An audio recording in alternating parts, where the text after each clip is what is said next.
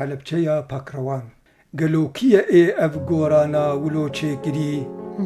بێسێنج و بێدیوار ولۆ ئاواکری گەلۆکیە ئێ بەرخەدان و کەتکری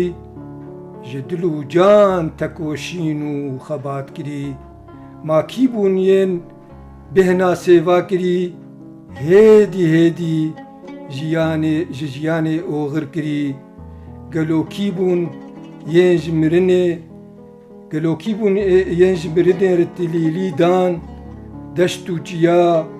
bi qêrîna wan mişt kirî hemûyan bi hev re bi omîd û hêvî gotin em nehrewanin pakrewanin bêguman bêbawerî bêguman bi bawerî serî neçimandin ji dijminê hov re qet